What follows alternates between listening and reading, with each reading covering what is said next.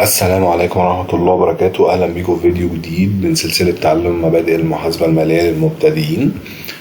احنا النهاردة هنتكلم عن النوع الحسابات الرابع معانا، وندخل بقى على القائمة التانية قائمة الدخل، وهنتكلم عن أول حاجة فيها وهو الريفينيو أو الإيراد.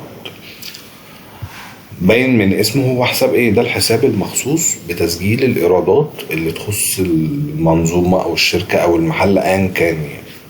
يعني اي حاجه ليها علاقه بالايراد، احنا مثلا دي مثلا شركه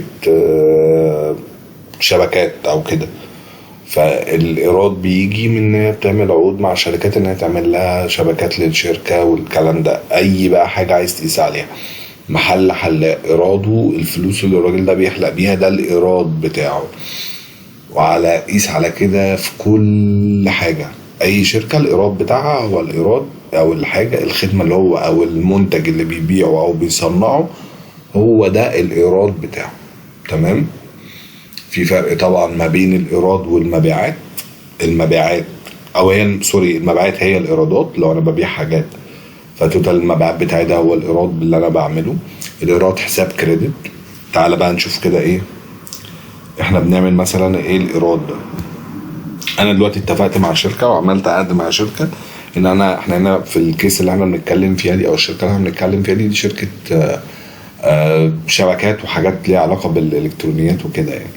طيب الشركه دي عملت عقد مع عميل ان هم يعملوا له سيستم شبكات في المكان عنده مثلا، وهياخدوا منه مثلا ايه وليكن 500,000 جنيه. طيب احنا كده قلنا حاجتين هيتعملوا. اول حاجه ان انا اتفقت مع عميل، فده كده جزء من القيد. تاني حاجة ان انا هيبقى هاخد ايراد، يبقى كده انا حققت الانتري بتاعي.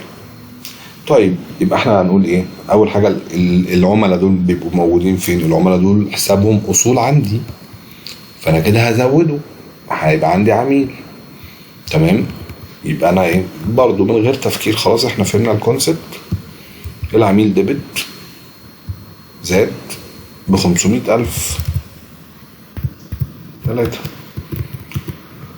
الإيراد ايه ده؟ الإيراد كريدت ب500,000.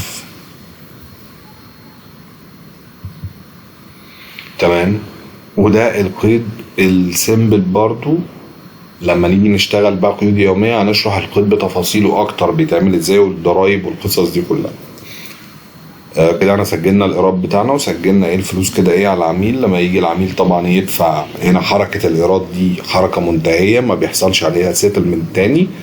اي حركة هنا في الجنب الشمال ده يعني في العملاء او الموردين او الضرايب او الاكروالز بيبقى فيها الحركة بيبقى لها شقين. اول حركة اللي احنا عملنا ده انتري اثبات الفاتورة، فنزلنا هنا 500,000. لما يجي الراجل يدفع هينزل هنا في الكريدت 500,000. والفلوس طبعا احنا هنشيل هنا بقى الريفينيو من الموضوع، وفلوس داخلالي يبقى البنك هيبقى الانتري ديبت البنك دخلت له فلوس كريدت الاكونت ريسيفبل، ونسجل حساب العميل او نقفل حساب العميل.